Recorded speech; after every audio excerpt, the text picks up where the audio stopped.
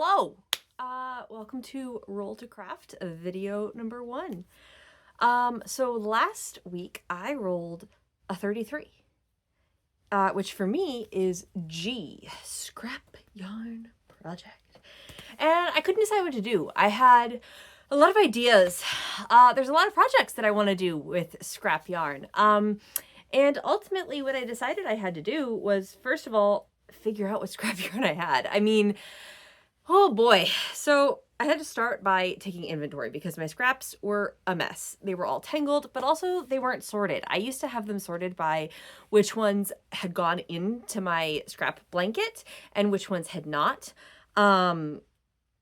So I started by taking out my blanket, spreading it on the floor, and just kind of dumping out every single mini I had and painstakingly going over the blanket, back and forth, looking at each one. I mean, I sorted them by colors and then kind of tried to do like all the greens at once and stuff like that. So that made it easier, and figuring out like which ones had gone in the blanket already.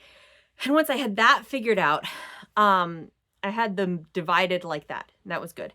And I also found a handful that had already gone in the blanket, that hadn't gone in the blanket, but I had like labeled them to go in the blanket. So when I set up each row, I pick up all of the sort of black in between yarn for the whole row across, which is somewhere between like 21, 23 squares, triangles, things. And I decide what's going to go in each place, and I will weigh the yarn and label it and say like, this is going in square number 1 or whatever. And that way when I'm done, first of all, I remember what my plan was, but secondly, when I'm done, I weigh what's left and I know how much yarn I had put in to the square. So I went ahead and I found 9 squares. Well, I found yarn that had been like labeled and tagged and stuff to go in this next row. So I did that. I did 9 squares. I haven't logged them yet. Hopefully I will by the time this video goes up, and I will put right here on the bottom somewhere, how much yarn actually went into them. But you'll also be seeing the squares on the screen. But that wasn't all of the empty squares left on the row. So somewhere in my studio is like another bag of scraps, and I don't know where it is. It exists somewhere. At some point, I'm sure I'll find it and I'll go, oh my God, that's where that is.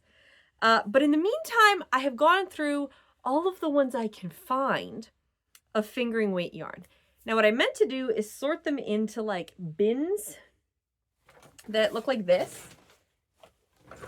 They're big right now for me on the screen, but they're bins that like fit in these cubes of this shelf behind me, and they're clear on the front. And I was going to put them in the bottom row of this shelf. So that's 5 across, 5 up and down. I was going to put them in the bottom row and have like the 5 bottom bins be like my scraps of yarn, and sort them by like, you know, my DK weight scraps here, my fingering scraps, all that stuff. And the problem is right now there's already bins on the bottom and they're already filled with things. So one of the bins on the bottom was already just like a bin of scraps.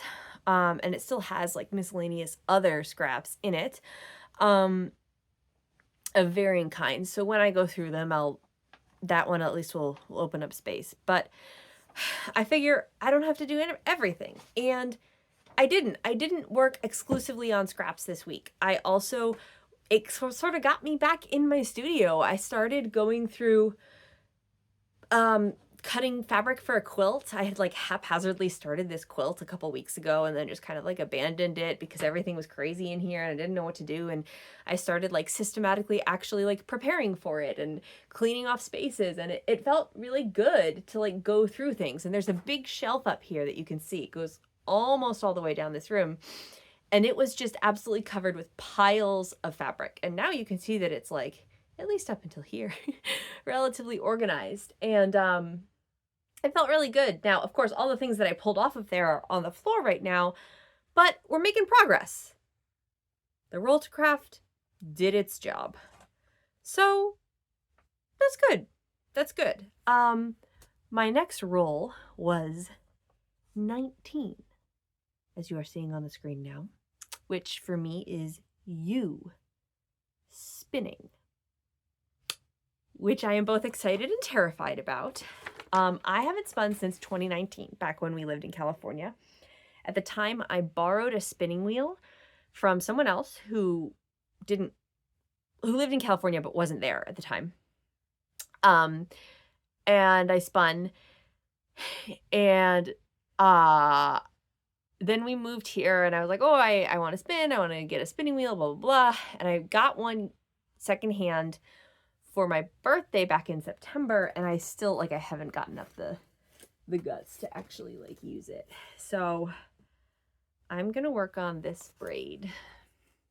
I remember absolutely nothing about spinning. And we're going to see how it goes. So I hope you all are having a fabulous time. I love you very much. And keep crafting, keep doing what brings you joy. Joy is resistance. I love you. Have a good day.